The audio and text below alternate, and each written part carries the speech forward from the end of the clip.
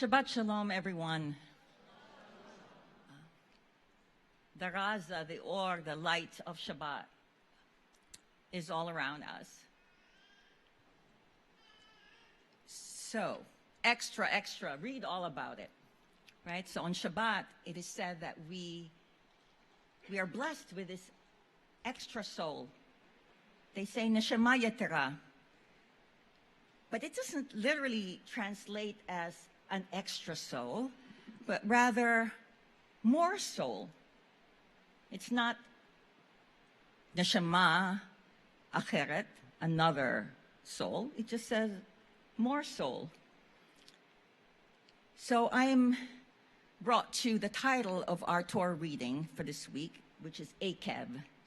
And Akeb is translated as many things: on the heels of, if you follow, if you obey, if you do something furthermore. These are the things that will happen. If you follow these virtues of keeping God's commandment, then the Eternal One will remain yours faithfully and keep the covenant that was made on oath with your fathers and with your mothers.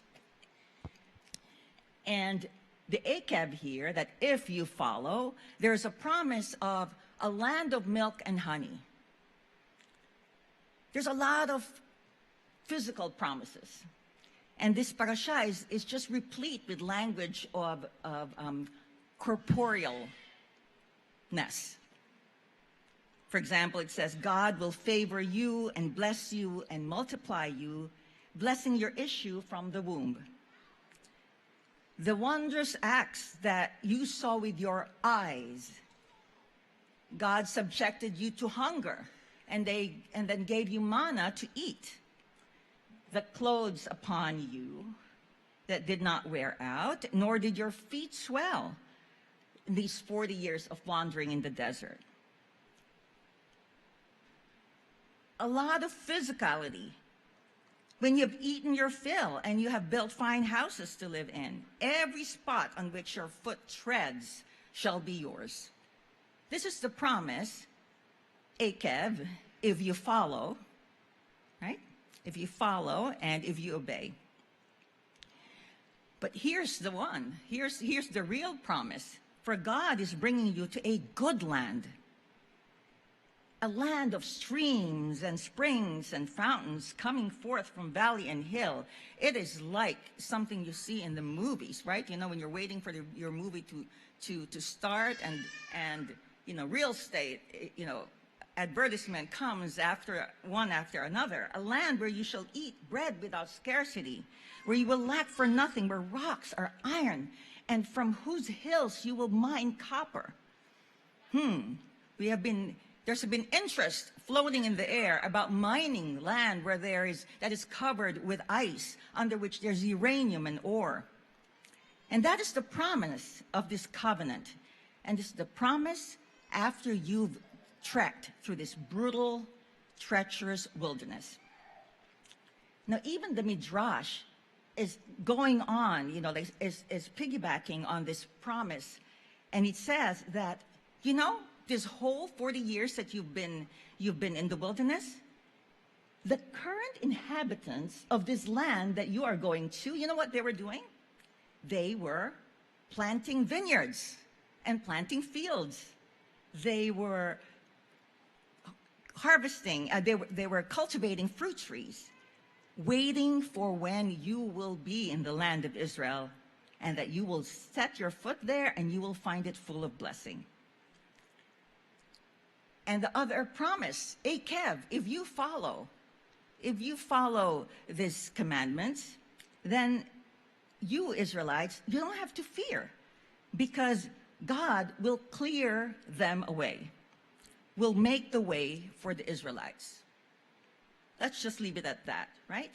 But in this promise of more and more and more blessing, there's one that stands out starkly. It says, the human being, says man, shall not live by what?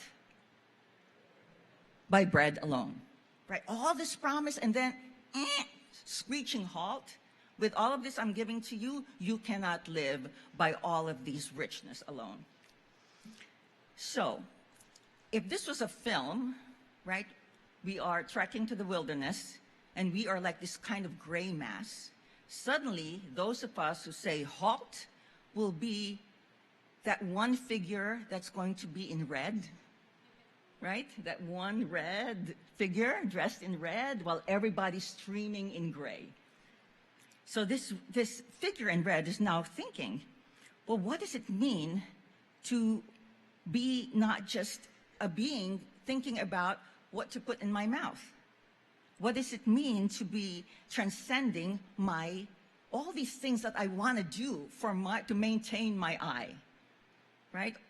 I'm sure you have a whole list of the things that you do to maintain your lovely selves, and we should. So this red being is now saying to self, does it mean transcending my need for that lechem, for that bread, transcending my being that just survives because of lechem? Does it mean that I am going to erase my physical self? Does it mean that we have to obliterate the physical self to be in the transcendent world? So the answer to this, of course, comes from sages. And one was coined by the Slonimer Rebbe as Torah HaMitzvot, looking at Torah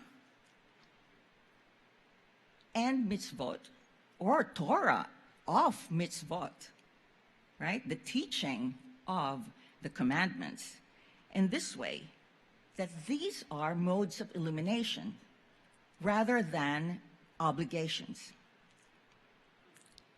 If God is understood as a source of this light, that which we are, we sang about it and we raised it when we enter this room.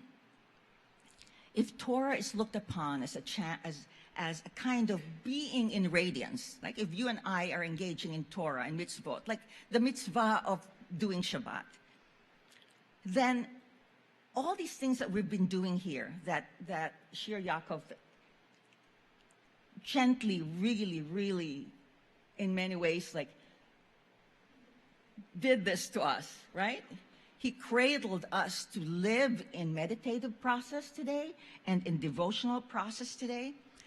All of these things that we just did are ways of achieving this kind of enlightenment, this kind of radiance, this kind of living in the lev and living in the light, living in the heart and living in the light. So I bring again back to the Slonimer Rebbe, a Jewish mystic of this past 20th century, where he actually says, wait, hold on. It's not just living in the lev. He says, mocham belibam. He says, living in what you and I might translate as the brain, right, or the mind, and living in the heart, which is the heart would be something more internal. Putting that together, he brings the possibility then that it is not just a metaphysical state or an emotional state, but it's also a physical state. Hence, all the things that we did, the closing the eyes, the singing, the intentional singing, the repetition, the standing, the sitting down, all of these intentional ways of doing moach and belibam, just bringing both of those things together.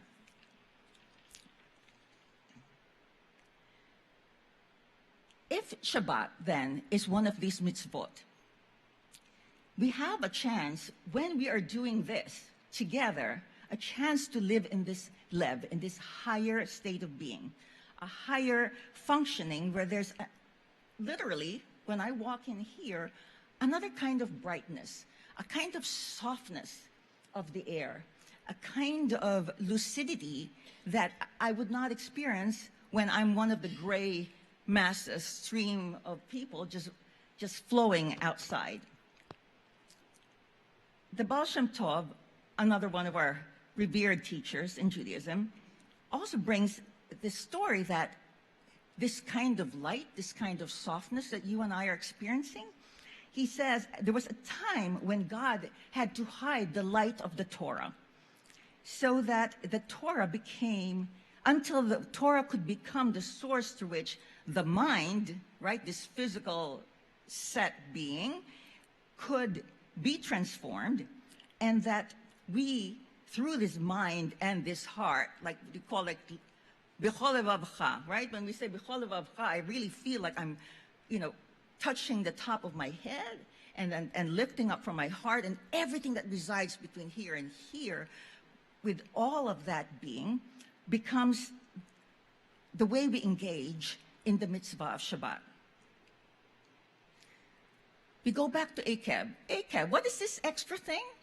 What are we going to gain with more if you follow the virtues that have been taken on by the Israelites? It also means then that there would be a kind of convergence between my metaphysical and my physical, as when we gathered in this place, when we physically filled this room. When we physically filled this room, we brought in a primordial light of Torah that pre-existed before creation. And that it is this light that shines on all of us, and all of us, it shines on us like it is food, right? It is not metaphysical, it is food. So it is the bread that human being does not live by bread alone. We need this other experience that we are having and we are cultivating, because this is food that we need for our sustenance. So we go back. That one red being, right? In red. While all the gray stream of humanity is floating by. That one red being is actually saying, I am suddenly now being I, myself. But I'm also not just identifying with the stream, I am identifying with the ayin that is within. The transformation of my individuality into a transcendent ayin, a transcendent inner I, is the work that we're doing. And it is relatively straightforward. I don't like to deal in something that I feel like cannot be delivered. But in this, I feel like there is something that can be delivered to each one of us. And it is straightforward. For the Slominer Rebbe, for example, the mitzvot then is really simply about cleaving to God. Right? So when we say the ani, the one I, is transformed, it transcended I in this community, then it is like a cleaving. When they say an ayin, what is an ayin? Yes, someone touched their eyes, yes. Could be your eyes, right? It could be also a fountain.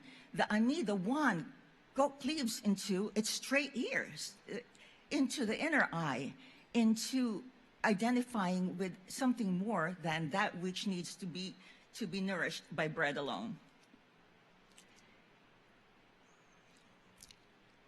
Extra, read all about it. We had the extra soul, or the more soul of Shabbat.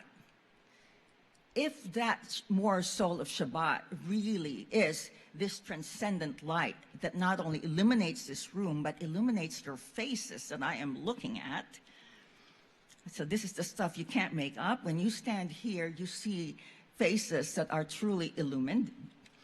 I'd like to take then this illuminated this illuminated face to look at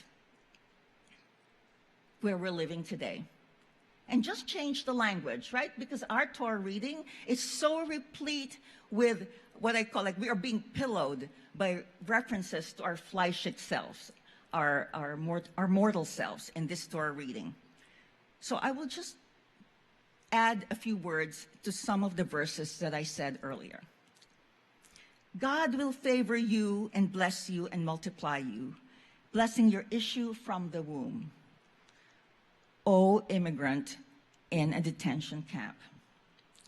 The wondrous acts that you saw with your eyes, those acts of kindness from visitors, from people that advocated that you should have soap and food. You, immigrant, God subjected you to the hardship of hunger and then gave you manna to eat. The clothes upon you did not wear out, nor did your feet swell these 40 years. I know that that is your dream, O person who is knocking at the doors of this country that to most Jews is the promised land. This country was called the Golden Medina,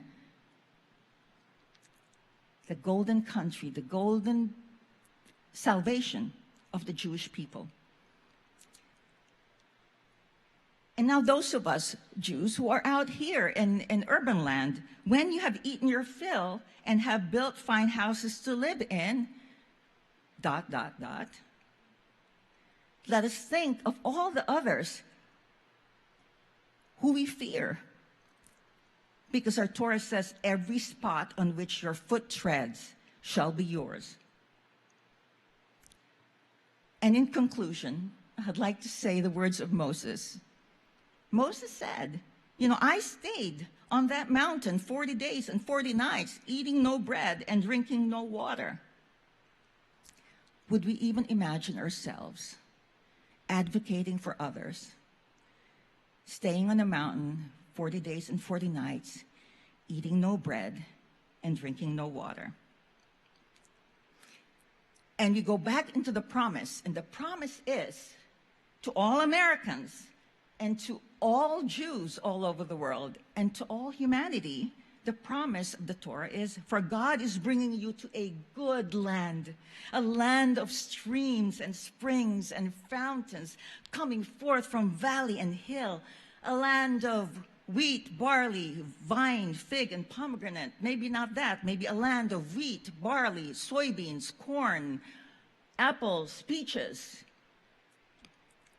A land of olive oil and honey. Okay, maybe not that, but a land of milk and honey. A land where you shall eat bread without scarcity. It is possible in this country. Where you will lack nothing. It is possible in this country. Where our rocks are iron, and from whose hills you will mine copper. That is the promise of the covenant and the brutal, treacherous trek through the wilderness.